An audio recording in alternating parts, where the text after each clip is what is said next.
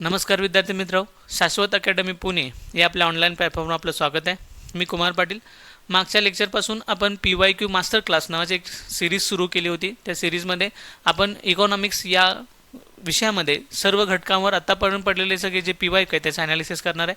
आज आपण जो चॅप्टर निवडलेला आहे तो चॅप्टरचं नाव आहे लोकसंख्या किंवा पॉप्युलेशन या घटकावर आत्तापर्यंत जे पाठीमागच्या 10 वर्षामध्ये क्वेश्चन विचारले गेले आहेत त्याचं ॲनालिसिस आपण आता बघणार आहे. बघा, क्वेश्चन नंबर 1 पासून आपण सुरुवात करू. भारतातील मृत्यूदर कमी होण्याची खालीलपैकी कोणती कारणे आहेत? 2 भाग विचारलेत. एक मृत्यूदर कमी होण्याची आणि कारणे आहेत असं विचारले. नेहमी क्वेश्चन नीट वाचायचा आणि काय विचारले हे पहिल्यांदा शोधून काढायचं. काय विचारले तर मृत्यूदर कमी होण्याची कोणती कारणे आहेत. आता मृत्यूदर काय असतो तर मध्यावर्ती कालावधीमध्ये एखाद्या प्रदेशामध्ये विशिष्ट वर्षामध्ये मध्यावर्ती जी लोकसंख्या असते त्या मध्यावधी असणाऱ्या मध्य कालावधी म्हणतो आपण मध्य कालावधीमध्ये असणारी लोकसंख्या गुणिले 1000 म्हणजे मध्य कालावधी असणाऱ्या लोकसंख्येच्या प्रत्येक 1000 लोकसंख्येपाठीमागं मृत झालेल्या व्यक्तींची संख्या म्हणजे त्या प्रदेशाची त्या विशिष्ट कालावधीसाठी असणारी काय आपण मृत्यूदर असं म्हणतो. काय म्हणतो त्याला? मृत्यूदर असं म्हणलं जातं. बघा, त्याला CDR असं म्हणतो आपण. क्रूड डेथ रेट या नावानं त्याला ओळखलं जातं. बघा, काय विचारलंय? मृत्यूदर कमी होण्याची कारणे विचारलेले आहेत. खालीपैकी कोणती कारणे आहेत? पहिले तर महामारी नियंत्रण. महामारी ज्यावेळी नियंत्रण प्राप्त होतं, महामारी म्हणजे काय? असे रोग की ज्यामध्ये जास्तीत जास्त लोक काय होतात? मृत्युमुखी पडतात. त्यामध्ये देवी, कॉलरा, प्लेग यासारख्या रोगांना आपण महामारी असं म्हणतो. आता भारताच्या सुरुवातीच्या टप्प्यामध्ये भारतामध्ये भरपूर असे महामारीचे रोग होते आणि या महामारीच्या रोगामध्ये गावोच्या गावं ओस पडायची आणि भरपूर मृत्यूदर काय व्हायचे? वाढायचा. आता यावर नियंत्रण प्राप्त करायला काय झाले? आपण नियंत्रण प्राप्त करू शकलेलं आहे. स्वातंत्र्यानंतर आपण यांच्यावर बरेचसे लसीकरण किंवा आरोग्य मोहिमा राबवून आपण त्यांच्यावर नियंत्रण प्राप्त केले आणि या सगळ्याचा परिणाम असा झाला की मृत्यूदरामध्ये घट झालेला आहे. दुसरं येतं मलेरिया आणि क्षयरोगाच्या घटनांमध्ये घट. मलेरिया आणि क्षयरोग यामुळे होणारे मृत्यूंचे जे प्रमाण होतं ते भारतामध्ये खूप जास्त होतं. TB म्हणतो आपण, ट्युबरक्युलोसिस किंवा मलेरिया यासारख्या रोगामुळे भारतामध्ये होणारे जे मृत्यूंचं प्रमाण आहे ते खूप जास्त होतं. त्यावर नंतर आपण गव्हर्नमेंटकडून काही क्षयरोग निर्मूलन कार्यक्रम, मलेरिया निर्मूलन कार्यक्रम यासारखे कार्यक्रम आखले गेले आणि या कार्यक्रमाचा परिणाम असा झाला की मृत्यूदरामध्ये घट झाली. तिसरा घटक येतो ते एकत्र कुटुंब पद्धती. आता एकत्र कुटुंब पद्धतीचा आणि मृत्यूदर घटण्याचा असा काही प्रत्यक्ष संबंध नाही. एकत्र कुटुंब पद्धती असल्यामुळे मृत्यूदरामध्ये घट झाली असा प्रत्यक्ष आपल्याला संबंध बघायला मिळत नाही. अप्रत्यक्ष संबंध आहे पण प्रत्यक्ष संबंध बघायला मिळत नाही. त्यामुळे विचारलेल्या क्वेश्चनचं जर आपण ॲनालिसिस केलं किंवा 4 पर्याय बघितले, आपण जास्त लॉजिकली विचार न करता 4 पर्यायापैकी कोणता पर्याय सूट होतो याचा पहिल्यांदा विचार करायचा. जास्त लॉजिकली विचार नाही करायचा. जर लॉजिकली विचार करायला गेला तुम्ही तर एकत्रित कुटुंब पद्धती घेतल्यामुळं काय होतं की एखादा जर वृद्ध असेल किंवा तो एखादा आजारी लोक असेल तर त्याची जास्त काळजी घेतली जाते, त्यामुळे त्याचं जीवन वाढतं. या गोष्टी आपण काय करू शकतो? आपल्या डोक्यामध्ये घेऊ शकतो. पण पर्यायाच्या अनुषंगाने जर आपण विचार केला तर एकत्रित कुटुंब पद्धतीचा आणि प्रत्यक्ष मृत्यूदर कमी होण्याचा काही संबंध आपल्याला बघायला मिळत नाही. त्यामुळे हे जे काही विधान आहे का हा जो पर्याय आहे तो आपल्याला चुकीचा असलेला बघायला मिळतो. पुढचा पर्याय काय सांगितलाय? शिक्षणाचा विस्तार आणि साक्षरतेतील वाढ. शिक्षणाचा विस्तार झाल्यामुळं, साक्षरतेत वाढ झाल्यामुळं लहान कुटुंब, सुखी कुटुंब ही संकल्पना लोकांना रुजायला काय होते? मदत होते. त्याला कुटुंब नियोजनाच्या साधनांचा वापर किंवा त्याचं महत्त्व त्याला पटायला लागतं. देशाच्या साधनसंपत्ती आणि असणारी लोकसंख्या याच्याबद्दल तो विचार करायला लागतो. त्यामुळे लोकसंख्येमध्ये काय होते? घट होते. त्यामुळे मृत्यूदरामध्ये आपल्याला घट झालेली बघायला मिळते किंवा मृत्यूदरामध्ये कमी झालेली आपल्याला बघायला मिळते. म्हणजे 3 घटक: महामारी नियंत्रण, मलेरिया आणि क्षयरोगांच्या घटनांमध्ये घट आणि शिक्षणाचा विस्तार व साक्षरतेतील वाढ या 3 घटनांमुळे आपल्याला काय बघायला मिळतं? मृत्यूदर कमी होताना आपल्याला बघायला मिळतं. त्यामुळं क आणि ब आणि ड हे योग्य पर्याय असलेलं आपल्याला बघायला मिळतं. कुठल्या पर्यायामध्ये बघायला मिळते तर पर्याय क्रमांक 4 ब आणि ड हे आपल्याला तिन्ही जे काही घटक आहेत ते मृत्यूदर कमी होण्यासाठी आपल्याला कारणीभूत असलेले बघायला मिळतात. तेव्हा पर्याय क्रमांक 4. कधी कधी क्वेश्चन सोडवताना इतकं नाही लॉजिक लावायचं की आपल्याला चारी पर्याय बरोबर वाटायला लागतील किंवा चारी पर्याय आपल्याला चुकीचे वाटायला लागतील. त्यामुळं प्रश्नाचा अनुषंग लक्षात घ्यायचा, प्रश्न काय विचारला हा लक्षात घ्यायचा आणि एवढं लक्षात घ्यायचं की प्रश्न विचारला याचा अर्थ एकतरी त्यातलं उत्तर असणारच आहे हा भाग डोक्यामध्ये ठेवायचा आणि मग प्रश्न सोडवायचा. जास्त लॉजिक लावायला गेला तर नक्की आपल्याला काय होऊ शकतं? काहीतरी आपल्याला सिली मिस्टेक होताना बघायला मिळते. बघा पुढचा क्वेश्चन. भारतीय लोकसंख्येच्या अभ्यासात, पहिला मुद्दा, भारतीय लोकसंख्येच्या अभ्यासात खालीलपैकी सतत बदलणारे 3 प्रमुख घटक कोणते? सतत बदलणारे 3 प्रमुख घटक कोणते? आता लोकसंख्याशास्त्राच्या अभ्यासामध्ये लोकसंख्याशास्त्रावर परिणाम करणारे किंवा लोकसंख्या वाढीवर लोकसंख्या घटीवर परिणाम करणारे एकूण 3 घटक आपल्याला बघायला मिळतात. पहिला असतो तो म्हणजे मृत्यूदर, दुसरा जन्मदर आणि तिसरं असतं स्थलांतरण. तिसरं काय असतं? स्थलांतरण. मायग्रेट होतात लोक एका ठिकाणून दुसऱ्या ठिकाणी. आता या तिन्हींचा परिणाम काय होतो? लोकसंख्येच्या स्थितांतरणावर किंवा लोकसंख्या वाढीच्या अवस्थावर अथवा लोकसंख्याशास्त्रावर या तिन्हींचा परिणाम झालेला बघायला मिळतो. पहिले तर मृत्यूदर. समजा मृत्यूदर काय झाला? वाढला. मृत्यूदरामध्ये काय झाली? वाढ झाली तर काय होणार आहे? तर लोकसंख्या कमी होणार आहे. मृत्यूदरामध्ये जर घट झाली तर लोकसंख्या काय होणार आहे? आपल्याला वाढलेली बघायला मिळणार आहे. नंतर समजा जन्मदरामध्ये वाढ झाली तर लोकसंख्या काय होणार आहे? वाढणार आहे. जन्मदरामध्ये समजा घट झाली तर लोकसंख्या काय होणार आहे? कमी होणार आहे. समजा एखाद्या प्रदेशातून दुसऱ्या प्रदेशामध्ये होणारं जे काही स्थलांतरण आहे, हा एक प्रदेश आहे आणि हा एक प्रदेश आहे. समजा या प्रदेशातून या प्रदेशामध्ये काही लोकसंख्या काही स्थलांतरित झाली, त्यावेळी या प्रदेशाची लोकसंख्या काय होईल? घट होईल, कमी होईल. आणि या प्रदेशाची लोकसंख्या काय होणार आहे? वाढणार आहे. समजा व्हाईस वर्सा झालं, उलट झालं, या प्रदेशातली लोकसंख्या काय झाली? या प्रदेशामध्ये येऊन स्थलांतरित झाली तर या प्रदेशाची लोकसंख्या वाढणार आहे आणि या प्रदेशाची लोकसंख्या काय होणार आहे? कमी होणार आहे. लक्षात येते का? म्हणजे लोकसंख्या वाढीवर, लोकसंख्येच्या वाढीच्या अवस्थांच्यावर किंवा लोकसंख्येच्या स्थितांतरणावर 3 घटकांचा परिणाम होत असतो. कुठले कुठले घटक? मृत्यूदर, जन्मदर आणि स्थलांतरण. आता यामध्ये एकूण किती पर्याय दिलेत? आपल्याला 4 पर्याय दिलेत. जन्मदर, माता मृत्यूदर आणि स्थलांतरण. माता मृत्यूदराचा काही संबंध नाही. जन्मदर, मृत्यूदर आणि अर्भक मृत्यूदर याचा देखील काही संबंध नाही. नंतर जन्मदर, मृत्यूदर आणि स्थलांतरण. जन्मदर, मृत्यूदर आणि स्थलांतरण पर्याय क्रमांक 3 आपल्याला एक्झॅक्टली बरोबर असलेला बघायला मिळतो. बघा या प्रश्नाचं उत्तर येतं पर्याय क्रमांक 3. बघा पुढचा क्वेश्चन. खालीलपैकी कोणते भारतीय लोकसंख्या विस्फोटाचे कारण नाही? लोकसंख्या विस्फोटाचे कारण नाही असं विचारले. आहे असं विचारलं असतं पॉझिटिव्ह क्वेश्चन असतं, इथं नाही असं विचारले. त्यामुळे 4 पैकी कोणतं असं जे कारण आहे, असं मल्टिपल असू शकतात, 1 किंवा 2 कारण असू शकतात किंवा एकच कारण असू शकतं. कोणतंही कारण आपल्याला शोधून काढायचं आहे. एक कारणाचा आपण अनालिसिस करू. पहिलं येतं निरक्षरता. आता लोकसंख्येचा विस्फोट म्हणजे काय? तर अत्यंत कमी कालावधीमध्ये किंवा अल्प कालावधीमध्ये ज्या देशाची लोकसंख्या काय होते? प्रचंड वाढते किंवा वेगानं वाढते किंवा जास्त वाढते, त्याला आपण काय म्हणतो? लोकसंख्येचा विस्फोट असं म्हणतो. पॉप्युलेशन एक्सप्लोजन असं त्याला म्हटलं जातं. आता होण्याची काही कारणं काय? तर पहिलं येतं निरक्षरता. जर कुटुंबामध्ये निरक्षरता असेल त्यामुळे कुटुंब नियोजनाचं महत्त्व त्यांना पटत नाही. कुटुंब नियोजनाची जी काही साधनं त्यांचं वापराचं महत्त्व त्यांना पटत नाही. देशाची साधनसंपत्ती संपत चाललेलं आहे याचं महत्त्व त्यांना पटत नाही आणि त्यामुळं मुलं जन्माला घालायची प्रवृत्ती जास्त राहते आणि लोकसंख्या काय होते? प्रचंड वाढलेली बघायला मिळते. दुसरं तर ते म्हणजे काय? विवाहाची सार्वत्रिकता. आपल्याकडं सामाजिक, धार्मिक किंवा समाजाचा दबाव आहे म्हणून लग्न करण्याची पद्धत जास्त आहे. समाज काय म्हणेल, अजून लग्न झालेलं नाही आणि ह्या कारणासाठी लग्न केलं जातं. आपली चॉईस म्हणून किंवा लग्न करायचं आहे की नाही याच्याबद्दल विचार केला जात नाही. समाजाच्या दृष्टिकोनातून लग्न झालंच पाहिजे हे आपल्याला बंधन असतं. त्यामुळे सार्वत्रिकतेमुळं, युनिव्हर्सॅलिटीमुळं काय होतं? तर लग्न करणे बंधनकारक ठरतं आणि या परिणामामुळं काय होतं? तर कमी वयामध्येच मुलांची अथवा मुलींची लग्न होतात आणि याचा परिणाम असा होतो की एकूण जे फर्टिलिटी रेट जो काही कालावधी आहे, त्याचा टोटल फर्टिलिटी रेटचा जो कालावधी आहे तो काय होतो? वाढलेला बघायला मिळतो आणि यामुळे जास्त मुलं जन्माला घालायची प्रवृत्ती वाढते आणि त्यामुळे जास्त मुलं जन्माला आली तर लोकसंख्या वाढते. मग लोकसंख्येचा काय होतो? विस्फोट होतो. ही विवाहाची सार्वत्रिकता हे देखील काय विस्फोटाचं महत्त्वाचं कारण आहे. नंतर तिसरं कारण आहे तर एकत्रित कुटुंब पद्धती. आता एकत्रित कुटुंब पद्धती हे जन्मदराचं कारण असू शकतं किंवा विस्फोटाचं कारण असू शकतं. ह्याचं मृत्यूदराचं मी म्हटलं होतं कारण असू शकणार नाही, मात्र जन्मदराचं कारण असू शकतं. कारण का?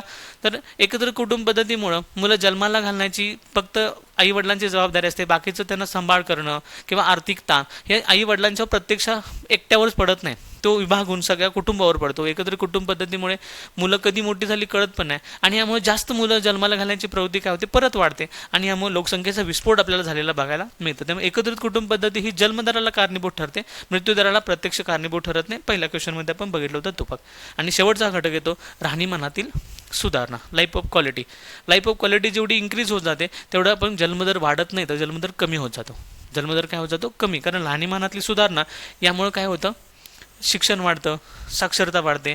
यामुळं छोट्या कुटुंबाचं महत्त्व कळायला लागतं. नंतर काही जी साधनं आहेत त्या साधनांचा वापर केला जातो आणि सगळ्यांच्यामुळे लोकसंख्येवर कंट्रोल निर्माण झालेला आपल्याला बघायला मिळतो. त्यामुळे राहणीमानातील सुधारणा हा लोकसंख्या विस्फोटाचं कारण नाही आहे तर लोकसंख्या कमी होण्याचं कारण आपल्याला बघायला मिळतं. आपल्याला काय विचारलेत मग? तर लोकसंख्या विस्फोटाचे कारण नाही, यातलं कुठलं कारण नाही? तर पर्याय क्रमांक 4 कुठलं? तर राहणीमानातील सुधारणा हे लोकसंख्या विस्फोटाचं कारण नाही आहे. बाकीची 3 कारणं आहेत परंतु हे कारण नाही आहे. मग पर्याय कोणता बघा? ए आणि बी चूक, सी आणि डी चूक, ए बी सी चूक. तर पर्याय क्रमांक 4 फक्त डी हे लोकसंख्या विस्फोटाचं कारण नाही आहे, हे आपल्याला पाहायला मिळतं. बघा पुढचा क्वेश्चन लॉजिकल नाही, स्टॅटिस्टिक आहे. खालील विधाने विचारात घ्या. Combine C November 2022. 2011 भारतातील लोकसंख्येची घनता 882 दर चौरस किलोमीटर होती. आता यासाठी पाठांतरच असलं पाहिजे. काही महत्त्वाचे जे या चॅप्टरमधले काही जे महत्त्वाचे घटक आहेत, साक्षरता, घनता, लिंग गुणोत्तर, ह्या गोष्टी पाठच असल्या पाहिजेत. त्यामध्ये बघा 882 आपल्याला काय बघायला मिळते? तर चौरस किलोमीटर अशी बघायला मिळते. आता घनता काय असते? दर चौरस किलोमीटर म्हणजे काय? 1 किलोमीटरचं चौरस आहे. 1 किलोमीटर लांब, 1 किलोमीटर रुंद असा जो चौरस आहे, त्या चौरसामध्ये राहणाऱ्या एकूण जी लोकसंख्या आहे किंवा पुरुष स्त्री पुरुषांची संख्या आहे, त्याला आपण काय म्हणतो? लोकसंख्येची घनता असं म्हणतो. बरं का? डेन्सिटी किंवा घनता असं म्हणलं जातं. मग भारताची 200 किती होती? 82 होती. तर हे विधान एक्झॅक्टली बरोबर. 2011च्या जनगणनेनुसार तर किती होती? तर 382 होती. आधी किती होती? तर 325 होती. कुठल्या जनगणनेनुसार? तर 2001च्या जनगणनेनुसार ती किती होती? तर 325 होती. नंतर ती किती झाली? वाढून 382 दर चौरस किलोमीटर झालेली बघायला मिळते. नंतर पुढे येतं 2011च्या जनगणनेनुसार देशातील साक्षरता, लिटरसी म्हणतो आपण, साक्षरता किती होती? तर 73% इतकी होती. आता आयोगानं 73% दिले. काही पुस्तकामध्ये 74% पण आहे. काही पुस्तकामध्ये काय? 74% आहे. आणि ॲक्च्युअली जो डेटा आपल्याला बघायला मिळतो तो 72.98% असं बघायला मिळतं. ॲक्च्युअली डेटा किती मिळतो वेबसाईटवर आपल्याला? 72.98%. म्हणून 73 सरासरी आयोगानं काय केलं होतं? सरासरी जो साक्षरतेचा दर आहे तो 2011ला किती होता? तर 73% होता. आपण 2001चा विचार केला तर तो किती होता? फक्त 64.84% होता. किती टक्के होता? 2001ला होता 64.84% साक्षरता होती. आणि 2011ला ती वाढून किती झाली? 72.98% किंवा 73% साक्षरता झालेली बघायला मिळते. आता सर्वात जास्त साक्षरता कुठं बघायला मिळते? तर केरळमध्ये. सगळ्यात कमी साक्षरता कुठं बघायला मिळते? तर बिहारमध्ये. आता सेम इथं घनता बघितल्या पण तर सर्वात जास्त घनता कुठं बघायला मिळते? दिल्ली या ठिकाणी सर्वाधिक घनता बघायला मिळते. सर्वात कमी घनता कुठं बघायला मिळते? तर अरुणाचल प्रदेश, जवळजवळ 17. दर चौरस किलोमीटरला किती लोक राहतात? फक्त 17. आणि दिल्लीमध्ये बघितलं तर दर चौरस किलोमीटर सरासरी 11,000 लोक राहतात. किती लोक राहतात? 11,000 समथिंग आकडा आहे. 280 वगैरे समथिंग आकडा आहे. त्यामध्ये 11,000 लोक दिल्लीच्या पर चौरस किलोमीटर एरियामध्ये राहतात. भारताच्या सर्वात जास्त केंद्रशासित प्रदेश आणि घटक राज्यांचा जर क्रम लावला तर 1 नंबरला कोण येतं? दिल्ली येतं, ज्यांची 11,000पेक्षा जास्त घनता आपल्याला बघायला मिळते. आणि अरुणाचल प्रदेशची घनता आपल्याला किती बघायला मिळते? 17. सर्वात कमी घनता बघायला मिळते. आणि फक्त घटक राज्यांचा विचार केला तर बिहार. कोणतं राज्य? बिहार या राज्याची जी काही घनता आहे 1106 आहे. किती आहे? 1106. दर चौरस किलोमीटरला किती लोक राहतात? 1106 लोक राहिलेले आपल्याला बघायला मिळतात. पुढे घनतेवर आलेल्या क्वेश्चनमध्ये आपण परत त्याचं ॲनालिसिस करू. नंतर पुढे साक्षरतेचा जर विचार केला तर देशाची 2011ची जी साक्षरता होती ती किती होती? तर 72.98. 2001ची साक्षरता होती 64.84. सगळ्यात जास्त साक्षरता कोणतं राज्य आहे? तर केरळ. कोणतं राज्य आहे? केरळ. जवळजवळ 94% साक्षरता आपल्याला तिथं केरळमध्ये बघायला मिळते. आणि सगळ्यात कमी साक्षर राज्य कोणतं आहे? तर बिहार आहे. कोणतं येतं? बिहार आहे. जवळजवळ 64% साक्षरता, फक्त 64.80 84% साक्षरता आपल्याला कुठं बघायला मिळते? तर बिहारमध्ये बघायला मिळते. सर्वात जास्त राज्य, सगळ्यात कमी राज्य. नंतर पुढचा घटक येतो ते म्हणजे काय? देशातील लिंग गुणोत्तर प्रमाण महिलांच्यासाठी नेहमी अनुकूल राहिले. आता तिसरं वाक्य नीट लक्षात घ्यायचं आहे. काय विचारलं त्यांनी? लिंग गुणोत्तर प्रमाण. लिंग गुणोत्तर म्हणजे काय?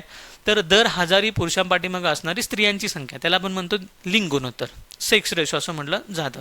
आता इथं काय सांगितलंय की लिंग गुणोत्तरचे प्रमाण महिलांसाठी नेहमी अनुकूल नाही तर प्रतिकूल राहिले. कसं राहिले? प्रतिकूल राहिले. कारण का? तर आपल्या देशामध्ये जर केरळ किंवा पुदुचेरी वगैरे काही महत्त्वाची राज्य सोडली, केंद्रशासित प्रदेश सोडले, तर बाकीतल्या सगळ्या राज्यांचं जर आपण सेक्स रेशो काढला तर आपल्याला हे बघायला मिळतं की पुरुषांच्या पेक्षा स्त्रियांचं प्रमाण हे नेहमी कसं आहे? कमी आहे. त्यामुळे अनुकूल नाही तर ते कसं आहे? प्रतिकूल आहे. कसं आहे? प्रतिकूल राहिलेलं आहे नेहमी. पूर्ण देशासाठी पण ते प्रतिकूल राहिलेलं आहे. आज आपण जर बघितलं तर 1000 स्त्रियांच्या मागे आज पण देशामध्ये 1000 पुरुषांच्या मागे आज पण 943 स्त्रिया असलेल्या बघायला मिळतात. किती? 943. 2011ला ही आकडेवारी अजून पण किती होती? 933 होती. कितीनं वाढली? तर 10नं वाढलेले. लक्षात आलं का? सगळ्यात जास्त लिंग गुणोत्तर आपल्याला केरळमध्ये बघायला मिळतं. जवळजवळ 1000पेक्षा जास्त आपल्याला लिंग गुणोत्तर बघायला मिळतं. आणि सगळ्यात कमी बघायला मिळतं हरियाणामध्ये, 779, जवळजवळ 879 बघायला मिळतं हरियाणा. लक्षात आलं का? मग आपल्याला हे स्टेटमेंट हे बघायला मिळतं की देशामध्ये लिंग गुणोत्तरचे प्रमाण आहे महिलांसाठी अजूनपर्यंत तरी अनुकूल राहिलेलं नाही आहे. ते कसं आहे, प्रतिकूल आहे. प्रतिकूल किंवा अनुकूल. आता डायरेक्टली हे क्वेश्चन काय विचारू शकलं असते का जास्त किंवा कमी, पण आयोगानं फिरकी काय घेतली, शब्द वापरला अनुकूल. अनुकूलमुळे बरंचसं काय होतं आपल्याला अडकलं जातं की अनुकूल म्हणजे नेमकं काय, अनुकूल म्हणजे नेमकं काय किंवा प्रतिकूल म्हणजे नेमकं काय. तर आपल्याला हे समजायला लागेल की हे आकडेवारी संख्यात्मक क्वेश्चन आहे, तर कमी जास्त कुठं आहे किंवा कमी आहे की जास्त आहे असं आयोगाला विचारायचं होतं. लक्षात आलं का? मग नेहमी कसं आहे तर लिंग गुणोत्तर आपल्याला कमी असलेलं बघायला मिळतं. अजूनपर्यंत त्यामध्ये वाढ झालेली आहे. हायेस्ट कितीवर गेले तर 943वर आपल्याला मागच्या जनगणनेमध्ये बघायला मिळालं की 943 आहे. 1000 पुरुषांच्या पाठीमागं लोकसंख्येमध्ये 943 स्त्रिया असलेल्या बघायला मिळतात आणि हा आकडा खूप कमी असलेला बघायला मिळतो. बघा पुढचा क्वेश्चन काय विचारलं गेलं. हां, या क्वेश्चनमध्ये काय विचारलं गेलं होतं बघा, तर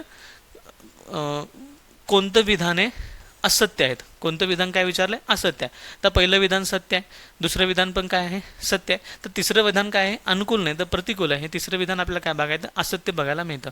म्हणजे सी हे विधान काय आहे, असत्य आहे. आणि आपल्याला विधान कोणतं विचारलंय, असत्य विधानच विचारलेलं आहे. त्यामुळे बघा पर्याय ए आणि बी चूक, फक्त सी बरोबर आहे. कारण फक्त सीच काय आहे आपलं विधान काय असलेलं बघायला मिळतं, असत्य असलेलं बघायला मिळतं. बी आणि सी पण नाही आहे आणि ए पण नाही आहे. लक्षात आलं का? आता तुम्ही काही ट्रिक्स पण लावू शकता. समजा ए तुम्हाला माहीत असेल, हे पाठ असेल, तर बरेचसे पर्याय कॅन्सल होतात. ए पर्याय कॅन्सल होतो, नंतर पुढं हा पर्याय कॅन्सल होतो. जर तुम्हाला फक्त माहीत असेल की ह्यांची आकडेवारी 283 होती. आता दुसरी आकडेवारी ही जर पाठ असेल तुम्हाला, तिसरं वाक्य माहीत पण नसेल, तिसऱ्या वाक्याबद्दल तुम्हाला काही घेणं देणं पण नसेल आणि तुम्हाला माहिती आहे की 2 वाक्य बरोबर आहेत, तर तुम्हाला लक्षात येतं की ए पर्याय चुकीचा आहे काय, नंतर 3 पर्याय चुकीचा आहे आणि 4 पण पर्याय चुकीचा आहे. कारण तुम्हाला माहिती आहे ही 2 वाक्य एक्झॅक्टली बरोबर आहे. मग पर्याय शिल्लक कोणता राहतो, तर पर्याय क्रमांक 2 हाच फक्त काय राहतो, शिल्लक राहतो. आपण काय करू शकतो, एलिमिनेशन मेथड. जर तुम्हाला जे फिक्स माहिती आहे मल्टिपल चॉईस क्वेश्चनमध्ये जे फिक्स माहिती आहे त्याला गृहीत धरून आपण बाकीचं कसं चूक आहे याचं काय करू शकतो, आपण ॲनालिसिस करू शकतो. यालाच आपण म्हणतो एलिमिनेशन मेथड. ती तुम्ही इथं काय करू शकता, वापरू शकता. पुढचा क्वेश्चन बघा, खालीलपैकी कोणते राष्ट्रीय लोकसंख्या धोरण 2000चे उद्दिष्ट नाही असं विचारले. नेहमी गोल करायचं, जे विचारले त्याला गोल करायचं आहे किंवा नाही. आपण काय विचारले, कोणतं काय नाही आहे, उद्दिष्ट नाही आहे असा क्वेश्चन विचारला गेला आहे. आतापर्यंत आपल्याकडे लोकसंख्या धोरणं 2 आली, 1976चं लोकसंख्या धोरण आणि 2000चं लोकसंख्या धोरण. असे किती धोरणं आली आपल्याकडं, तर एकूण 2 धोरणं आत्तापर्यंत आली. त्यामध्ये 2000चं जे काही लोकसंख्या धोरण होतं त्याला 15 फेब्रुवारी 2000 साली, 15 फेब्रुवारी 2000 साली काय झालं, हे धोरण आणण्यात आलं.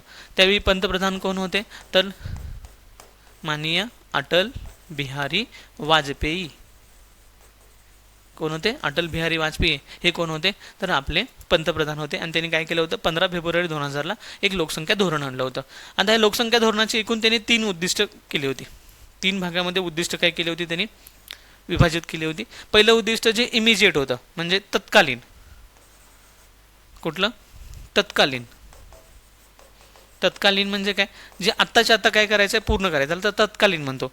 नंतर होतं मध्यवर्ती, जे 2010 पर्यंत पूर्ण करायचे ते मध्यवर्ती.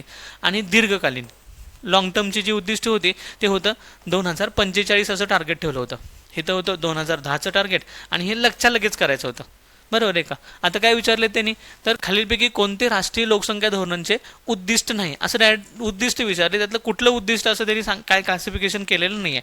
पण तत्कालीन उद्दिष्ट, मध्यवर्ती उद्दिष्ट आणि दीर्घकालीन उद्दिष्ट हे तिन्ही उद्दिष्ट आपल्याला लक्षात पाहिजेत किंवा पाठच असली पाहिजेत. आता तत्कालीन उद्दिष्ट काय होतं, तर लगेच कंट्रोल करायचं होतं. ते म्हणजे बाल आणि माता यांच्या आरोग्याचं रक्षण करणं किंवा आरोग्याच्या विषयक सुविधा सर्वांपर्यंत पोहोचवणं, हे काय होतं, हे तत्कालीन उद्दिष्ट आपल्याला आपण डोळ्यासमोर घेतली होती. नंतर मध्यकालीन उद्दिष्ट काय होतं, तर 2010 पर्यंत पूर्ण करायची होती. त्यामध्ये टोटल फर्टिलिटी रेट TFR आपल्याला 2.1 करायचा होता. सार्वत्रिक लसीकरण करायचं होतं, 100% लसीकरण करायचं होतं. आरोग्यसेवा सार्वत्रिक करायच्या होत्या. मदर मोर्टॅलिटी रेट किंवा त्याला आपण म्हणतो मॅटर्नल मोर्टॅलिटी रेट आपल्याला 1,00,000 स्त्रियांच्या पाठीमागे 100 करायचा होता. नंतर चाइल्ड मोर्टॅलिटी रेट, बरं आहे का, त्याला CMR म्हणतो आपण, बालमृत्यूदर, तो आपल्याला 1000च्या पाठीमागे आपल्याला 30 करायचा होता. लक्षात आलं. आता हे सगळे आपण काय केलं होतं, जी 2010 पर्यंतची टार्गेट होती त्याला आपण म्हणतो मध्यवर्ती टार्गेट. आणि दीर्घकालीन टार्गेट काय होतं, तर 2045 पर्यंत आपल्याला भारताची लोकसंख्या स्थिर करायची होती, कॉन्स्टंट करायची होती. हे आपल्याला म्हणतो दीर्घकालीन उद्दिष्ट असे बघायला मिळतात. आता यामध्ये काय विचारले, कोणतं उद्दिष्ट नाही. पहिलं येतं बालमृत्यूचे प्रमाण कमी करणे. आता मी इथं सांगितलं हे कोणतं उद्दिष्ट होतं, मध्यकालीन उद्दिष्ट होतं. दुसरं येतं सार्वत्रिक लसीकरण करणं, हे देखील मध्यकालीन उद्दिष्ट होतं. नंतर गरीब मुलांसाठी मध्यान्ह भोजन सुरू करणं. आता यामध्ये कुठं मध्यान्ह भोजनाचा उल्लेख केला होता का मी, नाही. त्यामुळे कोणत्याही प्रकारचं 2000च्या राष्ट्रीय लोकसंख्या धोरणचं, नॅशनल पॉप्युलेशन पॉलिसी 2000चं, हे कोणत्याही प्रकारचं उद्दिष्ट आपल्याला बघायला मिळत नाही. कोणतं, तिसरं. चौथं येतं 2 मुलांचे लहान कुटुंब स्वीकारण्यास काय करणं, प्रोत्साहन करणं. हे देखील काय होतं, मध्यकालीन उद्दिष्ट असलेलं आपल्याला बघायला मिळतं. कधी कधी आयोग क्लासिफाय करून पण सांगतो, खालीपैकी कोणतं तत्कालीन उद्दिष्ट होतं, खालीपैकी कोणतं मध्यवर्ती उद्दिष्ट होतं, खालीपैकी कोणतं दीर्घकालीन उद्दिष्ट होतं. याच्यात देखील आयोग क्वेश्चन विचारू शकतो, कारण विचारलेले आहेत. थोडं आपण त्याचं अनालिसिस करायचं आहे. पण इथं काय विचारलं आहे आपल्याला, तर उद्दिष्ट नाही आहे. कोणतं उद्दिष्ट नाही आहे, तर गरीब मुलांसाठी मध्यान्ह भोजन सुरू करणं हे उद्दिष्ट असलेलं बघायला मिळत नाही. त्यामुळे पर्याय क्रमांक 3 हे काय आहे, एक्झॅक्टली याचं उत्तर असलेलं आपल्याला बघायला मिळतं. चला आपण पुढे जाऊ. 2011च्या जनगणनेनुसार, आता डायरेक्टली फॅक्च्युअल क्वेश्चन विचारलेत बघा. 2011च्या जनगणनेनुसार देशातील लोकसंख्येची घनता डॅश डॅश आहे, किंवा खालीलपैकी किती आहे, किंवा डॅश डॅश आहे. बघा कधी क्वेश्चन विचारला होता, कंबाईन बी प्री 2021 साली हा क्वेश्चन विचारलेला बघायला मिळतो. बघा 2011च्या जनगणनेनुसार, 2011च्या जनगणनेनुसार मगाशी पण मी तुम्हाला आकडा सांगितला होता. कोणता आकडा आहे, तर 382 प्रति चौरस किलोमीटर. घनता कशी मोजली जाते, तर दर चौरस किलोमीटरला, म्हणजे 1 किलोमीटरचे जर चौरस आपण आखला, त्या चौरसमध्ये राहणाऱ्या लोकांची संख्या त्याला आपण घनता असं म्हणतो, किंवा डेन्सिटी असं म्हटलं जातं. सर्वाधिक घनता कुठं सांगितली होती मी, दिल्लीला सर्वाधिक घनता होती. सर्वात कमी घनता कुठं आहे, तर अरुणाचल प्रदेशला आहे. समजलं. सर्वात जास्त राज्यानुसार जर विचार केला तर घनता कुठं आहे, तर बिहारमध्ये आहे. लक्षात आलं का, ह्या गोष्टी काय करायच्या, व्यवस्थित लक्षात ठेवायच्या. घनता म्हणजे काय, आता घनता, लोकसंख्येची घनता किती होती 2011च्या जनगणनेनुसार, तर किती होती, 382 होती. 2001च्या जनगणनेनुसार किती होती, तर 325 होती. लक्षात आलं का, ह्या दोन्ही आकडेवारी व्यवस्थित लक्षात ठेवणं गरजेचं आहे. आता हा चॅप्टर का महत्त्वाचा मानतो मी, किंवा का महत्त्वाचा आहे, याचं सगळ्यात महत्त्वाचं कारण येतं की रिसेंटली 2027ला आपण काय करते, भारताची 16वी जनगणना मृत्युंजय कुमार नारायण यांच्या नेतृत्वाखाली आपण काय करतोय, भारताची 16वी, स्वातंत्र्यानंतरची 8वी आणि स्वातंत्र्यापूर्वीपासून केलेली जनगणनामधली 16वी जनगणना आपण काय करतोय, रिसेंटली सुरू करतोय, का सुरू झालेली आहे. त्याचा दुसरा फेज पण सुरू झालेला आहे. यामुळं आयोग या गोष्टीकडे लक्ष देऊ शकतो. आयोग नेहमी जे करंटमध्ये चाललेलं आहे त्यालाच काय करतो, पाठीमागं बॅकला जाऊन फोकस करतो आणि त्यावर क्वेश्चन विचारला जाऊ शकतात. त्यामुळे ह्या गोष्टी माहीत असणं गरजेचं आहे, का पाठांतर असणं गरजेचं आहे. याच्यावर एखादा क्वेश्चन विचारला जाऊ शकतो. हे गोष्टी व्यवस्थित लक्षात ठेवायच्या आहेत. उत्तर काय येतं, पर्याय क्रमांक 4, 382 प्रति चौरस किलोमीटर. ठीक आहे, पुढचं बघा. भारतातील लोकसंख्येची गुणात्मक वैशिष्ट्ये व शहरीकरणासंबंधात कोणते विधान बरोबर नाही, कोणतं विधान बरोबर नाही आहे. पहिलं येतं लोकसंख्येचं गुणात्मक वैशिष्ट्य. आता लोकसंख्येची 2 प्रकारची वैशिष्ट्ये राहतात, एक संख्यात्मक आणि दुसरं येतं गुणात्मक. संख्यात्मक वैशिष्ट्य म्हणजे काय, तर मगाशी म्हणलं होतं तसं लिंग गुणोत्तर, किंवा आपण त्याला घनता, लिंग गुणोत्तर, लोकसंख्येची वाढ, लोकसंख्येची घट किती टक्केनं झाली, लोकसंख्येचा वृद्धी दर, हे सगळं आपण संख्यात्मकरित्या मांडतो. म्हणून याला लोकसंख्येची संख्यात्मक वैशिष्ट्य असं म्हणलं जातं. आणि लोकसंख्येची गुणात्मक वैशिष्ट्ये म्हणजे काय, तर लोकसंख्येमध्ये असणारी साक्षरता, स्त्रियांचं प्रमाण, लिंग गुणोत्तर म्हणतो आपण त्याला, ते स्त्रियांचं प्रमाण, नंतरनं स्त्रियाला दिल्या जाणाऱ्या सुविधा, लक्षात आलं का, नंतरनं वाढीनुसार मग उत्पन्नामध्ये होणारी वाढ, याला आपण म्हणतो गुणात्मक परिणाम, किंवा लोकसंख्येची गुणात्मक वैशिष्ट्य म्हणून यांना ओळखलं जातं. आता इथं काय विचारलं पैदा गुणात्मक वैशिष्ट्ये कोणती.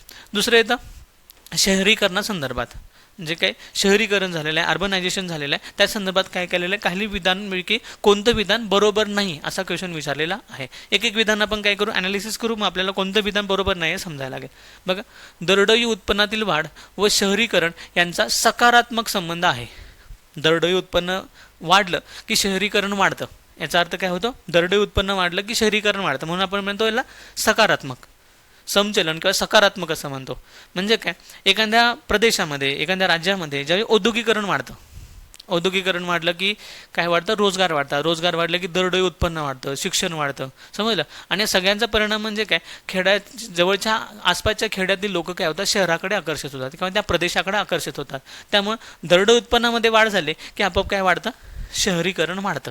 म्हणून ह्या दोघांच्यामध्ये कोणता संबंध आहे, तर सकारात्मक संबंध आहे. सकारात्मक सहसंबंध असलेला बघायला मिळतो, त्यामुळे हे विधान बरोबर आहे. दुसरं विधान बघा, शहरीकरण आणि रोजगार वाढ यांचा सहसंबंध नाही. शहरीकरण आणि रोजगार वाढ, आत्ताच मी सांगितलं, एखादं ज्यावेळी शहरामध्ये शहरीकरण वाढतं, अर्बनायझेशन वाढतं, त्यावेळी काय वाढतं, तिथं रोजगाराच्या संधी उपलब्ध होतात. कारण सेवा क्षेत्रातले रोजगार, औद्योगिक क्षेत्रातले रोजगार, पायाभूत सुविधा वाढतात. कारण शहरीकरण वाढलं की पायाभूत सुविधा वाढल्या, रस्ते आले, ब्रिज आले, नवीन नवीन वाहनं आली, आणि हे सगळे बनवण्यासाठी किंवा हे सगळं निर्माण करण्यासाठी मोठमोठे जे बिल्डिंग्स आल्या, कारखाने आले, हे बनवण्यासाठी शहरीकरण जसं वाढतं तसे रोजगार वाढतात. रोजगार वाढले की काय वाढतं, तर मोठ्या प्रमाणामध्ये त्याचे सहसंबंध निर्माण होतो. म्हणजे शहरीकरणामध्ये काय, शहरीकरणामुळे काय वाढतात, रोजगार वाढतात. त्यामुळे यांचा सहसंबंध आहे. सहसंबंध काय आहे, आहे असं म्हणावं लागेल आपल्याला. सहसंबंध नाही असं म्हणता येणार नाही, हा भाग लक्षात घ्यायचा आहे. सहसंबंध नाही असं म्हणता येणार नाही, तर सहसंबंध आहे असं म्हणावं लागेल. लक्षात आलं का? त्यामुळे हे विधान आहे हे चूक आहे. हे विधान काय आहे, चूक आहे. आता इथंच आपल्याला उत्तर सापडतं, कारण पुढचं पर्याय वाचायची पण आपल्याला गरज लागत नाही. कारण इथं कळालं की आपल्याला हे काय आहे, आपल्याला विचारलं ते ना, शहरीकरणासंबंध कोणतं विधान बरोबर नाही असं विचारले, एक विधान सापडलं, पुढचं क्वेश्चन वाचायची आपल्याला गरज नाही. कारण आपल्याला 25 ते 30 सेकंद मिळतात एक क्वेश्चन वाचून त्यावर रिॲक्ट व्हायला. त्यामुळं असं ज्यावेळी तुम्हाला उत्तर पटकन सापडतं त्यामध्ये रेंगाळत बसायचं नाही, कारण टाइमपास करत बसायचं नाही. पुढचं तरी आपण वाचून घेऊ, ॲनालिसिस करू.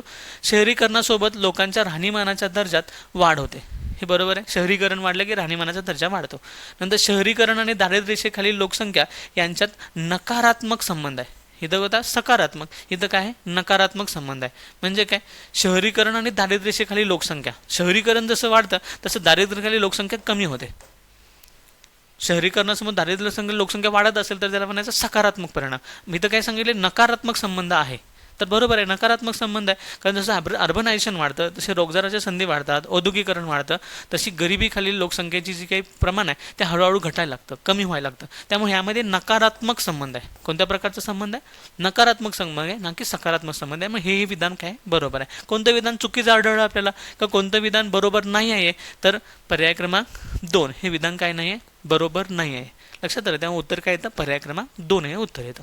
पुढचं बघा, राष्ट्रीय लोकसंख्या धोरण 2000चे तत्कालीन किंवा ताबडतोबीचे उद्दिष्ट टिमटिम होते किंवा डॅश डॅश होते, खालीलपैकी कोणते होते. मगाशी मी सांगितलं होतं, राष्ट्रीय लोकसंख्या धोरण आणलं कधी, 15 फेब्रुवारी 2000 साली. कोण होते त्यावेळी, तर श्री अटल बिहारी वाजपेयी काय होते त्यावेळी, पंतप्रधान होते. किती उद्दिष्ट मानली गेली, तर 3 उद्दिष्ट मानले गेली, तत्कालीन, मध्यकालीन आणि दीर्घकालीन. मग तत्कालीन उद्दिष्ट म्हणजे काय, आत्ताच्या आत्ता पूर्ण करायचं. तत्कालीन उद्दिष्ट काय विचारले, कोणतं होतं बघा, आरोग्याच्या पायाभूत सुविधांच्या गरजांची पूर्ती करणे व मूलभूत प्रजनन आरोग्य सुविधा उपलब्ध करणे. एक्झॅक्टली पहिलंच विधान आपल्याला बघायला मिळतं, जे बरोबर आहे, जे काय आहे, तत्कालीन उद्दिष्ट होतं. आता बाकीची विधानं बघू आपण. एकूण प्रजनन दर हा बदली दराच्या पातळीत कमी करणे. किती कमी करायचा होता, 2.1. मी मध्यकालीन उद्दिष्ट सांगितलं होतं, TFR म्हणलं होतं मी, TFR total fertility rate. Total fertility rate कितीने कमी करायचा होता, टोटल फर्टिलिटी रेट आपल्याला 2.1 म्हणजे रिप्लेसमेंट दरा एवढा आणायचा होता. आणि एक्झॅक्टली काय असतो मी तुम्हाला नंतर सांगेन की TFR म्हणजे काय असतो. आता इथं समजावून घेऊ थोडं. TFR म्हणजे काय, त्याला आपण म्हणतो total fertility rate, TFR total fertility rate. म्हणजे काय, एखादी माता किंवा एखादी स्त्री 15 ते 39 वयापर्यंत ती काय असते, मुलाला जन्म देऊ शकते, किंवा त्याला म्हणायचा गर्भधारण हिचा कालावधी असतो.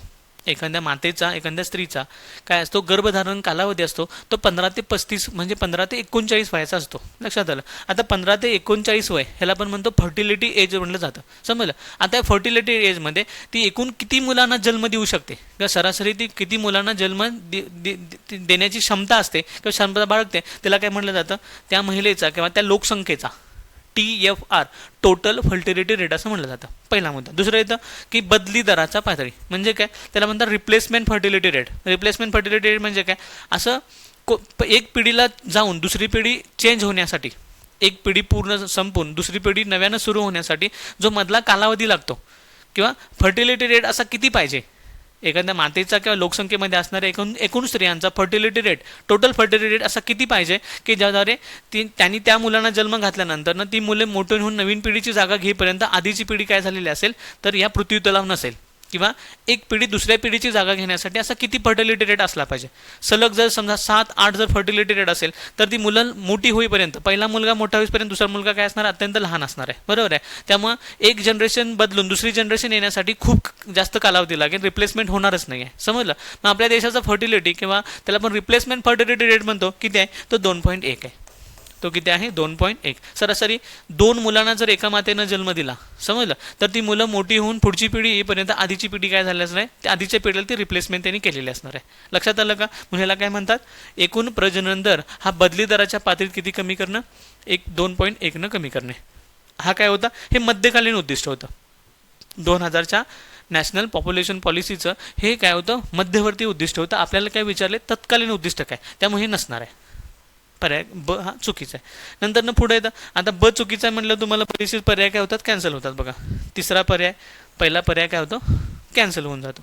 मग पुढं तिसरा वाचू आपण, सर्व मुलांचे बालकांचे सार्वत्रिक लसीकरण पूर्ण करे. मग मी सांगितलं होतं 100% लसीकरण करणं, हे देखील मध्यवर्ती वैशिष्ट्य आहे आपलं किंवा मध्यवर्ती उद्दिष्ट होतं. त्यामुळं क पण नाही आहे, त्यामुळं पर्याय क्रमांक 2 पण निघून गेला, समजलं. फक्त पर्याय क्रमांक राहिला कोणता, 4. पर्याय का म्हणजे तुम्ही एलिमिनेशन मेथडनं जरी गेला की एक तुम्हाला कळालं तर 2 पर्याय काय होतात, कॅन्सल होतात. नंतर तिसरं कळालं तुम्हाला एक पर्याय कॅन्सल होतो, शिल्लक कोणता राहतो, तर पर्याय क्रमांक 4 फक्त अ. हे पायाभूत सुविधांच्या गरजांची पूर्ती करणे आणि मूलभूत प्रजनन आरोग्य सुविधा सुधारणे, हे काय होतं, तत्कालीन उद्दिष्ट होतं. इमिजिएट आपल्याला काय होतं, उद्दिष्ट असलेलं बघायला मिळतं. तेव्हा पर्याय क्रमांक 4 हे एक्झॅक्टली उत्तर असलेलं बघायला मिळतं. ठीक आहे, पुढचं बघा, लोकसंख्येचे स्थित्यंतरण कशामुळे घडते, डॅशमुळे घडते. पहिल्यांदाच मी स्पष्ट केलं होतं, लोकसंख्येच्या स्थित्यंतरणासाठी, लोकसंख्येच्या वाढीसाठी, लोकसंख्या वाढीच्या अवस्थांसाठी आपल्याला 3 घटक कारणीभूत ठरतात, जन्मदर, जननदर, मृत्यूदर आणि आपल्याला स्थलांतरण. समजलं का? बघा इथं मृत्यूदरातील बदल, जननदरातील बदल आणि उत्पन्न वितरणातील बदल आणि नागरीकरण. आता ह्यामध्ये 2 घटक आहेत, ह्यांचा काय संबंध आहे का, उत्पन्न वितरणातील घटक किंवा नागरीकरण ह्यांचा काय संबंध आहे का, नाही. लोकसंख्येच्या स्थित्यंतरणासाठी 3 घटक कारणीभूत ठरतात, तिथे 2 घटक आपल्याला दिलेले आहेत. कोणकोणते घटक दिलेले आहेत, मृत्यूदर बदल आणि जननदर बदल. त्यामुळे पर्याय काय येणार आहे, बघा पर्याय क्रमांक अ असणार आहे का फक्त, नाही. पर्याय क्रमांक अ आणि ब, पर्याय क्रमांक 2 अ आणि ब हे एक्झॅक्टली बरोबर असलेलं बघायला मिळेल. कारण आपल्याला जर पाठच असेल जन्मदर, मृत्यूदर आणि स्थलांतरण हे काय होतात, स्थित्यंतरणासाठी महत्त्वाचे कारणीभूत ठरतात, तर बाकीचे आपल्याला काय ॲनालिसिस करत बसायची गरज नाही. जर स्थलांतरण असेल तर आपण 2 घटक पकडू शकतो, अ आणि ब हे पर्याय काय एक्झॅक्टली बरोबर आहेत. त्यामुळे पर्याय क्रमांक 2 हा बरोबर असलेला बघायला मिळतो. पुढचं बघा, भारतातील उच्च जनन दरास खालीलपैकी कोणते 2 सामाजिक घटक जबाबदार ठरतात. आता आपल्याकडे जनन दरास किंवा जन्मदरास कारणीभूत ठरणारे वेगवेगळे घटक असतात, आर्थिक घटक, सामाजिक घटक आणि प्रशासकीय घटक. आर्थिक, सामाजिक आणि प्रशासकीय. आर्थिक म्हणजे काय, तर पैशाच्या उत्पन्नामुळं, उत्पन्नाची पातळी वाढली तर काय होतं, जन्मदर कमी होतो आणि मृत्यूदर पण कमी होतो. नंतर उत्पन्नाची पातळी घटली तर काय होतं, जन्मदर मृत्यूदर स्थिर राहतो. म्हणजे अवस्थांच्या मध्ये पहिला टप्पा आपल्याला बघायला मिळतो.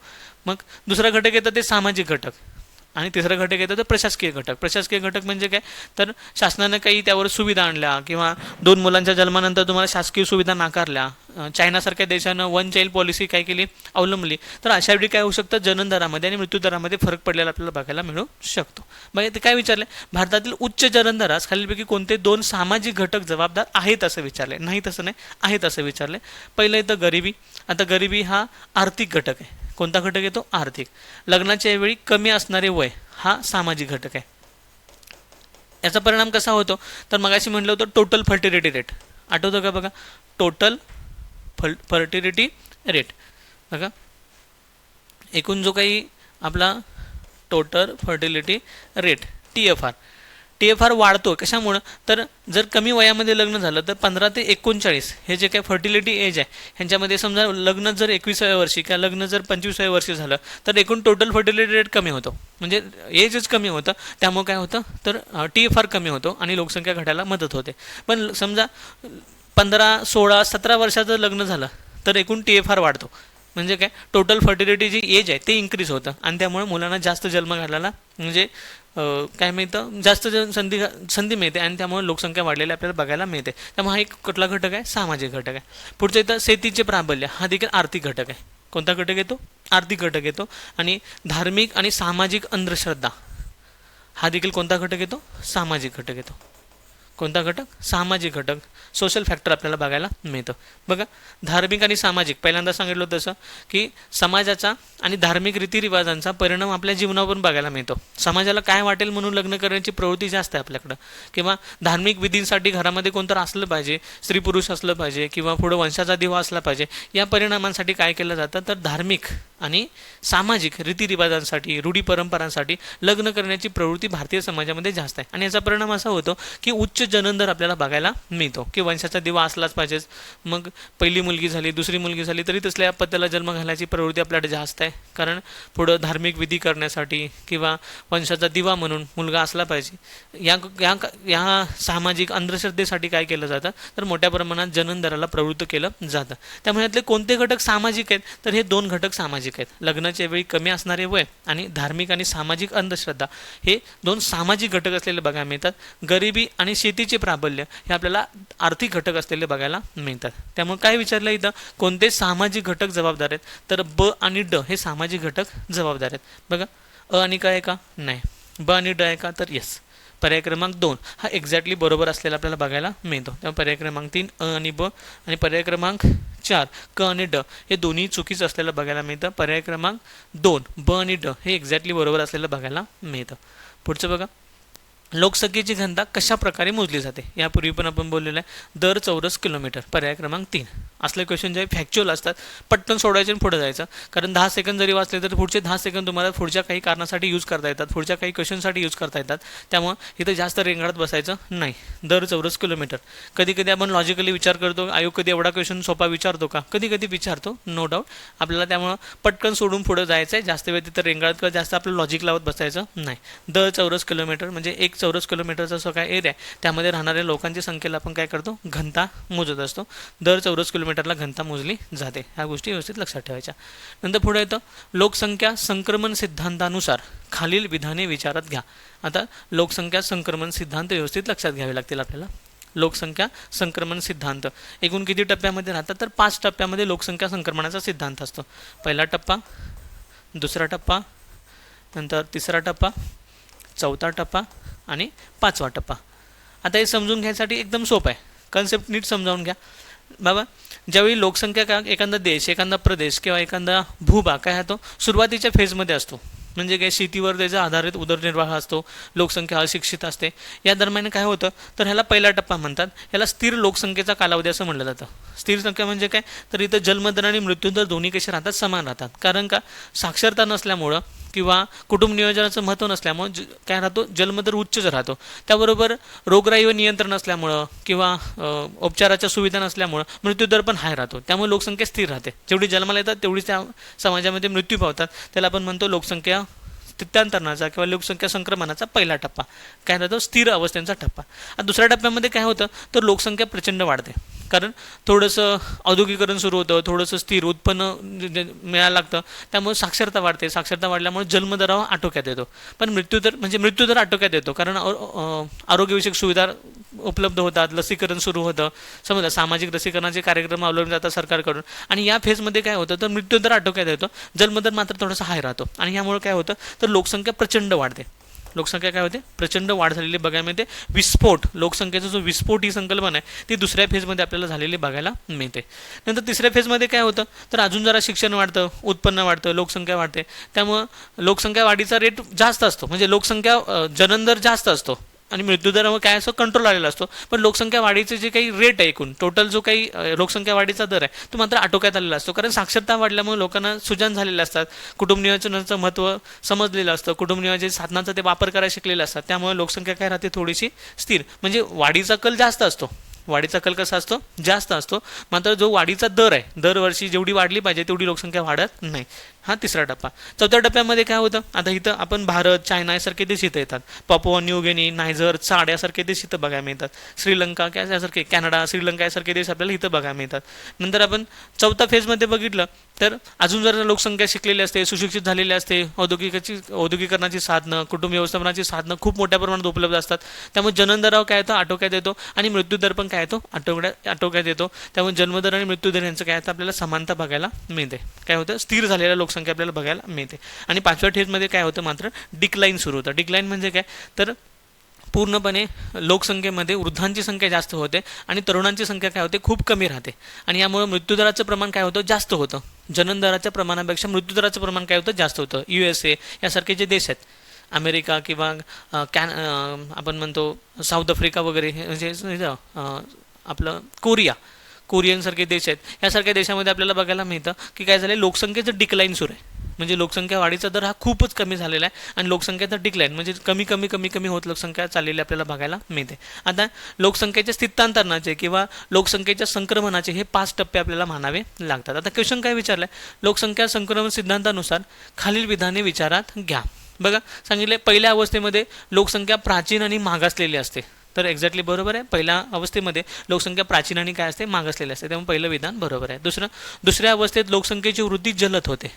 तर इथं सांगितलं तसं ह्याला विस्फोटाचा कालावधी असं म्हणलं जातं, कारण मृत्यूदर कमी होतो आणि जन्मदर जास्त राहतो, यामुळे काय होतं त्याला लोकसंख्येची वृद्धी होते, जलद होते. तिसऱ्या अवस्थेत शहरीकरण आणि औद्योगिकरण जलद होते. तिसऱ्या अवस्थेमध्ये काय सांगितलं, शहरीकरण आणि औद्योगिकरण जलद रीतीने झालेलं आपल्याला बघायला मिळतं, त्यामुळे तिसरं देखील विधान बरोबर आहे. आता पुढचं ड विधान बघा, 3 विधान बरोबर आहेत. तर ड विधान बघा, 2021 नंतर भारताने दुसऱ्या अवस्थेत काय केला, प्रवेश केला. कधी 1921 नंतर. आता भारताचे टप्पे जर आपण बघितले तर 1901 ते 1921, नंतरनं 1921 ते 1951, 1951 ते 1981 आणि 1981 ते 2011 असे भारताच्या विस्ताराचे टप्पे किंवा लोकसंख्या वाढीचे टप्पे किंवा अवस्थांचे टप्पे आपल्याला बघायला मिळतात. मग काय विचारलं इथं की 1921 नंतर भारताने दुसऱ्या अवस्थेत प्रवेश केला, तर बरोबर आहे. 1921 ते 51 हा भारताचा दुसरा टप्पा होता. भारताचा दुसरा टप्पा कधी चालू झाला होता, 1921 ते 1951. भारत नंतर तिसऱ्या टप्प्यात गेला. आता सध्या आपण कितव्या टप्प्यात बघायला मिळतो, आपल्याला तिसऱ्या टप्प्यात गेलेलं बघायला मिळतो. बघा 1921 ते 1951 हा भारताच्या लोकसंख्येचा आपल्याला दुसरा टप्पा बघायला मिळतो. तिथं भारताच्या लोकसंख्येचा प्रचंड विस्फोट झालेला बघायला मिळतो. सगळ्यात जास्त लोकसंख्या या टप्प्यामध्ये वाढलेली बघायला मिळते. त्यामुळे 4ही विधानं काय तर बरोबर आहेत. पहिलं विधान बरोबर आहे, दुसरं विधान बरोबर आहे, तिसरं विधान बरोबर आहे आणि चौथं पण विधान बरोबर आहे. जर आपण कशाचा विचार केला, लोकसंख्या संक्रमणाचा सिद्धांताचा जर विचार केला तरी 4ही विधान आपल्याला बरोबर असलेले बघायला मिळतात. त्यामुळे पर्याय बघा, अ ब चूक, ब क चूक, क ड चूक, काय तर सर्वच्या सर्व, ऑल ऑफ द अभाव. वरील सर्व विधानं काय आहेत तर लोकसंख्या संक्रमणा सिद्धांतानुसार एक्झॅक्टली बरोबर असलेली बघायला मिळतात. पुढचा क्वेश्चन बघा, लोकसंख्या संक्रमण सिद्धांतानुसार दुसऱ्या टप्प्यामध्ये. आता एकदा लोकसंख्या संक्रमण सिद्धांत समजला की आपल्याला पटकनी उत्तरं सोडवता येतात. बघा लोकसंख्या संक्रमण सिद्धांतानुसार दुसऱ्या टप्प्यामध्ये काय होतं तर पहिलं, लोकसंख्या वेगाने वाढते. पहिलंच विधान बरोबर आहे, लोकसंख्या वेगाने वाढते. दुसरं, लोकसंख्या वाढीचा दर स्थिर राहतो, हे चूक आहे. कमी अधिक प्रमाणात लोकसंख्या स्थिर राहते, चूक आहे. आणि वरीलपैकी कोणतेही नाही, हे पण चूक आहे. तर पर्याय कोणता बरोबर येतो, लोकसंख्या वेगाने वाढते, यालाच लोकसंख्येचा विस्फोट असं आपण म्हणू शकतो. ठीक आहे, पुढचं बघा, बालमृत्यू दर हा दिलेल्या भौगोलिक क्षेत्रातील 1 वर्षाच्या कालावधीत 1000 जिवंत जन्मामागे डॅश डॅश वयाखालील मुलांच्या मृत्यूंची संख्या आहे. म्हणजे बघा, भौगोलिक क्षेत्रातील 1 वर्षाच्या कालावधीत म्हणजे एका विशिष्ट प्रदेशामध्ये 1 वर्षाच्या कालावधीत एकूण जिवंत असणारी मुले, एकूण जिवंत असणारी मुले समजलं, म्हणजे त्यामध्ये मुलं मुली दोन्ही पण येतील. यापैकी दर 1000 मुलांमागे 1 वर्षामध्ये जन्माला आलेली एकूण मुलं, समजलं, जिवंत असणारी एकूण मुलं, त्यांच्या 1000 वर्षापाठीमागे प्रत्येक 1000 लोकसंख्येपाठीमागे असणारे काय सांगितलं इथं, असणारे मृत्यू, लहान मुलांचे मृत्यू. आता मृत्यू कोणत्या वयामध्ये पकडला जाईल तर ह्यातले 3 टप्पे पाडले जातात. पहिले इथं शिशु, शिशु हा कोणत्या कालावधी म्हणला जातो तर 28 दिवसांचा कालावधी. जन्माला आलेल्या दिवसापासून 27 दिवस, 28 दिवसांच्या आत जर एक्सपायर झालं मूल किंवा ते मृत पावत असेल तर त्याला आपला शिशु मृत्यूदर, इन्फंट म्हणजे न्यूलॅटरल मोर्टॅलिटी रेट असायला म्हटलं जातं. नंतर पुढचं येतं ते infant mortality rate, infant mortality rate IMR म्हणतो आपण, तर इन्फंट मोर्टॅलिटी रेट, त्याला काय म्हणतो आपण तर अर्भक मृत्यूदर, त्याला काय म्हणतो आपण अर्भक मृत्यू दर. आणि तिसरं येतं ते म्हणजे त्याला म्हणतात बालमृत्यू दर, चाइल्ड मोर्टॅलिटी रेट, बालमृत्यू rate, child mortality rate. Child mortality म्हणजे काय तर जिवंत असणाऱ्या मुलापैकी दर 1000 मुलांमध्ये मृत्यू पावलेल्या मुलांची संख्या. मग इथं कोणतं हे पकडलं जातं, कालावधी पकडला जातो तर अर्भकमध्ये काय कालावधी पकडला जातो 0 ते 12 महिने आणि इथं पण काय पकडलं जातं 0 ते 12 महिने. काय पकडलं जातं? 0 ते 12 महिने. म्हणजे काय, देशाच्या विशिष्ट प्रदेशामध्ये विशिष्ट कालावधीमध्ये देशाच्या एकूण लोकसंख्येपैकी एकूण त्या वर्षामध्ये जन्माला आलेल्या जिवंत मुला त्यापैकी 1000 मुलांपाठीमागं 0 ते 12 वर्षातील मृत पावलेली एकूण मुलांची संख्या म्हणजे त्या देशाचा काय असतो? CMR असतो, चाइल्ड मोर्टॅलिटी रेट असतो, बालमृत्यू दर असतो. मी तर काय दिले? 1 वर्ष, 1 महिना, 1 आठवडा, 1 दिवस. 0 ते 12 या शब्दाचा अर्थ काय? तर 1 वर्ष. काय येतं? 1 वर्ष अशी संकल्पना आपल्याला बघायला मिळते. त्यामुळे पर्याय क्रमांक 1 हा एक्झॅक्टली बरोबर आहे. 1 वर्ष हा कालावधी पकडला जातो. जर 28 दिवसाचा असेल तर शिशु मृत्यू दर, जर 0 ते 12 महिन्याचा असेल तर अर्भक मृत्यू दर, आणि 1 वर्षाचा असेल तर त्याला काय म्हणणार आहे आपण? बाल मृत्यू दर असं म्हणणार आहोत. भाग व्यवस्थित लक्षात ठेवायचा. नंतर पुढं बघा, क्वेश्चन थोडासा मोठा आहे, वाचायला खूप वेळ लागतो. असे ट्रॅप असतात, ते नीट समजावून घ्यायचे. फास्ट क्वेश्चन वाचायला पाहिजे आपल्याला. जगातील एकूण क्षेत्रापैकी भारताला केवळ 2.4% भूभाग लाभला आहे. उलट पक्षी भारताची लोकसंख्या मात्र एकूण जगाच्या लोकसंख्येपैकी जवळपास 16.85% एवढी आहे. मृत्यूदरात वेगाने झालेल्या घसरणीतून लोकसंख्येत वेगाने वाढ घडून आला तर जनन दरात मात्र लक्षणीय घट झाली नाही. खालीलपैकी कोणता एक आर्थिक बघा खालीलपैकी कोणता एक आर्थिक आणि सामाजिक घटक सातत्याने उच्च राहिल्याने जनन दरास काय होतं? जबाबदार आहे. क्वेश्चन एकदम सोपा आहे. मगाशी मी सांगितलं होतं तसं की जनन दरास किंवा मृत्यूदरास कारणीभूत असणारे जे घटक असतात, सामाजिक घटक, आर्थिक घटक आणि प्रशासकीय घटक, ह्यामध्ये काय विचारले त्यांनी? कोणता एक घटक असा आहे जो आर्थिक आहे आणि कोणता एक घटक असा आहे जो सामाजिक आहे. एकूण 4 घटक दिलेत. एक आर्थिक घटक बघायचा, एक सामाजिक घटक बघायचा. बघा, पहिला धीम्या गतीने होणारी शहरीकरणाची प्रक्रिया, शिक्षणाचा अभाव, साथीच्या रोगावरील नियंत्रण आणि हिवतापाच्या प्रादुर्भावात झालेली घट. यामुळे काय झालेलं तर लोकसंख्या वाढीसाठी कारणीभूत ठरलेले यातले कुठला एक सामाजिक घटक आणि एक दुसरा बघायचा आपल्याला कोणता? एक आर्थिक घटक. सामाजिक आणि आर्थिक बघा नीट, एकूण 4 घटक दिले, त्यातले सामाजिक घटक बघायचे, आर्थिक घटक बघायचे. आर्थिक घटक कोणता आहे? तर धीम्या गतीने होणारी शहरीकरणाची प्रक्रिया, याला आपण काय म्हणणार आहे? आर्थिक घटक असं म्हणणार आहे. ए बरोबर आहे. दुसरं येतं ते म्हणजे काय? तर शिक्षणाचा अभाव. हा कोणता घटक येतो? सामाजिक घटक येतो. आणि हे आरोग्यविषयक घटक येतात. साथीच्या रोगावरील नियंत्रण आणि हिवतापाच्या प्रादुर्भावात झालेली घट, हे दुसरे कुठले घटक येतात? हे आरोग्यविषयक घटक मानले जातात. त्यामुळे ए बघा कोणतं? ए आणि ए हा कोणता घटक आहे? आर्थिक घटक आहे. आणि शिक्षणाचा अभाव हा कोणता घटक आहे? सामाजिक घटक आहे. एक काय विचारलाय? सामाजिक घटक विचारलाय आणि एक आर्थिक घटक विचारलाय. 2017ला संयुक्त बल हा क्वेश्चन विचारलेला बघायला मिळतो. त्यामुळे हे जरी बरोबर असले तर मात्र ह्यातला आर्थिक आणि सामाजिक घटक नसल्यामुळे चुकीचे आहेत. लक्षात येते का? त्यामुळे ए आणि बी हे आपल्याला उत्तर असलेलं बघायला मिळतं. पर्याय क्रमांक 1 ए आणि बी हे एक्झॅक्टली आपल्याला उत्तर असलेलं बघायला मिळतं. विचारले काय हे नीट लक्षात ठेवायचं. सामाजिक आर्थिक स्पेसिफिकेशन करून विचारलेलं बघायला मिळतं.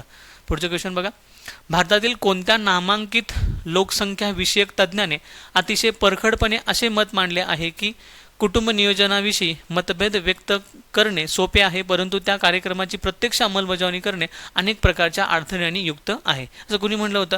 तर म्हणलं होतं एच चंद्रशेखर यांनी. कोणी म्हणलं होतं? हा पूर्ण फॅक्च्युअल क्वेश्चन आहे, त्यामुळे असले क्वेश्चन स्किप केले तरी काय हरकत नाही, पण आपल्याला जर माहीत असतील तर आपल्याला सोडणं गरजेचं आहे. आता सुरेश तेंडुलकर समिती यांच्या आपण गरिबीविषयी समिती होती, नंतर दांडेकर समिती दारिद्र्याविषयी मोजण्यासाठी आपण समिती होती, नंतर पुढं माल्थचा लोकसंख्याशास्त्राचा सिद्धांत आहे, म्हणजे लोकसंख्येची वाढ ही भूमितीय पद्धतीने होते तर उत्पादनाची वाढ ही गणितीय पद्धतीने होते, असं माल्थसनं काय मांडला होता? लोकसंख्याशास्त्राविषयीचा सिद्धांत मांडला होता. त्यामुळे 3 घटक आपल्याला एक्झॅक्टली माहिती आहे की चूक आहेत, तर त्यावरून जर आपण काढलं तर एस चंद्रशेखर हेच उत्तर आपल्याला बघायला मिळतं. कारण या VM दांडेकर समिती दारिद्र्य रेषेखालची मापन करण्यासाठी होती. माल्थचा कशाचा नियम आहे? लोकसंख्याशास्त्राचा नियम आहे. आणि SD तेंडुलकर यांची दारिद्र्यविषयक मापन समिती आपल्याला बघायला मिळते. लक्षात आलं का? नंतर पुढचे येतं ते म्हणजे एस चंद्रशेखर. आता हे चंद्रशेखर काय होते? हे कुटुंब कल्याण मंत्री होते, लोकसंख्या आणि कुटुंब कल्याण मंत्री पण होते. आणि ह्याला आपण काय म्हणतो? तर लोकसंख्या शास्त्रज्ञ देखील म्हटलं जातं किंवा लोकसंख्या विषयक तज्ज्ञ देखील यांना म्हटलं जातं. त्यामुळे या प्रश्नाचं उत्तर येतं एस चंद्रशेखर ह्या प्रश्नाचं उत्तर असलेलं बघायला मिळतं. पुढचं बघा, 2011च्या जनगणनेनुसार भारताची लोकसंख्या एवढी होती. डायरेक्ट आकडेवारी विचारले. हा कालावधी आहे PSI 2016. त्यावेळी सेपरेट व्हायचे एक्झाम, PSI STI वगैरे सेपरेट एक्झाम व्हायच्या. त्यावेळी हा क्वेश्चन विचारला गेला PSI 2016ला की भारताची लोकसंख्या 2011नुसार किती होती? तर 2011नुसार आपली लोकसंख्या बघायला मिळते 121 कोटी. 102 कोटी कधी होती? 2001च्या जनगणनेनुसार. नंतर 2011च्या जनगणनेनुसार ती किती झाली तर 121 कोटी झालेली आपल्याला बघायला मिळते. पूर्ण फॅक्च्युअल क्वेश्चन विचारला गेला होता. पुढचा क्वेश्चन बघा. 2001 ते 2011च्या दरम्यान भारतातील लोकसंख्येचा वृद्धी दर दर हजारी खालीलपैकी किती होता. दर हजारी लोकसंख्येमध्ये वृद्धी दर किती होता तर वृद्धी दर होता 17.64%. हा पूर्ण फॅक्च्युअल क्वेश्चन आहे. 17.64%. जर आपण टप्पे पाडले 1981 पासून 1991 पर्यंत, नंतर 1971, 1971 ते 81, 1971 ते 81, 81 ते 91, 91 ते 2001 आणि 2001 ते 2011 असं जर टप्पे पाडले तरी तुम्हाला सगळे पर्याय बघायला मिळतात. 2000 म्हणजे 1971 ते 81ला होता 24.7%, 81 ते 91ला होता 23.9%, नंतर 91 ते 2001ला झाला 21.5% आणि 2004 म्हणजे 2001 ते 2011ला झाला 17.64%. पर्याय देताना पण आयोगाने काय केले सर सिक्वेन्सनं पर्याय दिलेले आपल्याला बघायला मिळतात. म्हणजे 1971 ते 81 ह्या 10 वर्षामध्ये, 1981 ते 91 ह्या 10 वर्षामध्ये 23.9, नंतर पुढे 91 ते 2001 मध्ये 21.5 आणि 2001 ते 2011 पर्यंत 17.64 आपल्याला काय बघायला मिळतो तर वृद्धी दर, लोकसंख्या वाढीचा वृद्धी दर आपल्याला बघायला मिळतो. पूर्ण फॅक्च्युअल क्वेश्चन आहे. जर अशा पद्धतीनं पाठ केला तर पटकन काय होतं सोडवणं सोपं जातं. थोडंसं करंट अफेअरच्या दृष्टीनं खूप महत्त्वाचं आहे यावर्षी हा चॅप्टर, त्यामुळे थोडंसं रट्टा मारायला आपल्याला हरकत नाही. बघा लोकसंख्या संक्रमणाच्या दुसऱ्या टप्प्यावर, आता परत क्वेश्चन जो तिसरा क्वेश्चन आहे जो लोकसंख्या संक्रमणाच्या टप्प्यावर विचारला गेला आहे. लोकसंख्या संक्रमणाच्या दुसऱ्या टप्प्यावर मी सांगितलं होतं की लोकसंख्येचा विस्फोट होतो. जन्मदर उच्च परंतु मृत्यूदर वेगाने घडतो, मृत्यूदर अधिक राहतो परंतु जन्मदर वेगाने घडतो, जन्मदर कमी परंतु मृत्यूदर वेगाने घडतो, वरील एकही नाही. आता हे तिन्ही पर्याय बघितले तर सेमच दिसतात, परंतु लोकसंख्येचा विस्फोट हा जर घटक लक्षात ठेवला तर इथं उच्च हा शब्द खूप महत्त्वाचा राहतो. जन्मदर उच्च त्यामुळेच लोकसंख्येचा विस्फोट होतो. इथं अधिक किंवा कमी असं जो ह्या शब्दापेक्षा उच्च ह्या शब्दाला इथं महत्त्व प्राप्त होतं, हाय राहतो. जो काही CBR म्हणतो त्याला आपण क्रूड बर्थ रेट जो राहतो तो एकदम हाय राहतो, हाय शब्द आहे. त्यामुळं हा पर्याय क्रमांक 1 हा एक्झॅक्टली आपल्याला बरोबर असलेला बघायला मिळतो. कधी कधी आयोग अशी आपल्याला फिरकी घेताना बघायला मिळतात. तिन्ही जे काही वाक्य आहेत त्यांचे जे काही अर्थ आहेत ते आपल्याला समान बघायला मिळतात, परंतु जन्मदर उच्च परंतु मृत्यूदर वेगाने घडतो हे योग्य पर्याय आपल्याला बघायला मिळतं आणि आयोगानं तेच उत्तर दिलेलं बघायला मिळतं. बघा असे एकूण काय केले होते जवळजवळ 20 क्वेश्चन पाठीमागच्या 10 वर्षामध्ये लोकसंख्या घटक फक्त अर्थशास्त्र अनुषंगाने विचारले होते. जॉग्राफीवर तसेच क्वेश्चन विचारलेले आहेत. ठीक आहे, आपण पुढच्या सिरीजमध्ये पुढचा एक नवीन टॉपिक घेऊन भेटू. तोपर्यंत धन्यवाद. थँक्यू.